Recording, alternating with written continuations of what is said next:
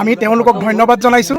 জুবিনদাৰ পিছতো জুবিনদাৰ আদৰ্শেৰে আজি সমগ্ৰ ৰাইজে আৰু শিল্পী সমাজে আচলতে ৰাইজৰ কাষত থিয় দিছে আৰু আমি সাহস পাইছোঁ যে জুবিনদাৰ পিছত দিক্ষুদাৰ দৰে আমাৰ ব্যক্তি শিল্পী আমাৰ ওপৰত আচলতে হাতখন আছে।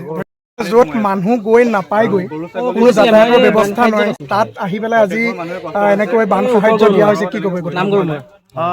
যেনেকৈ আমি জুবিনদাৰ দেখিছিলোঁ যে সদায় বিপদৰ সময়ত মানুহে সকলোৰে ওচৰলৈ যায়, সকলোৰে লগত থাকে।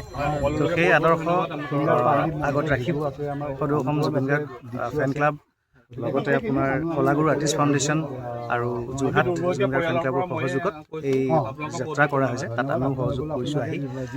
বিপদৰ সময়ত মানুহ সদায় লাগে ওচৰত, আৰু বিপদৰ সময়ত যদি হেল্প কৰিব নোৱাৰি আৰু তেতিয়াতো জীয়াই থাকি লাভ নাই। মানুহ আৰু এটা কথা মই কৈ ভাল পাইছোঁ, দিক্ষুদা আৰু সপৰিয়ালে গোটেই এখন আচলতে আমাৰ ইয়াত পেকেটিং কৰাটো সহায় কৰিছে।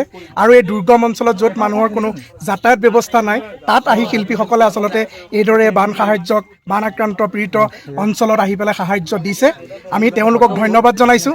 জুবিনদাৰ পিছতো জুবিনদাৰ আদৰ্শেৰে আজি সমগ্ৰ ৰাইজে আৰু শিল্পী সমাজে আচলতে ৰাইজৰ কাষত থিয় দিছে আৰু আমি সাহস পাইছোঁ যে জুবিনদাৰ পিছত দিক্ষুদাৰ দৰে আমাৰ ব্যক্তি শিল্পী আমাৰ ওপৰত আচলতে হাতখন আছে। ধন্যবাদ। বহুত বহুত ধন্যবাদ। আৰু যোনে যেনেকৈ পাৰে আপোনালোকৰ ওচৰত যোন আছে সহায় কৰক তাই।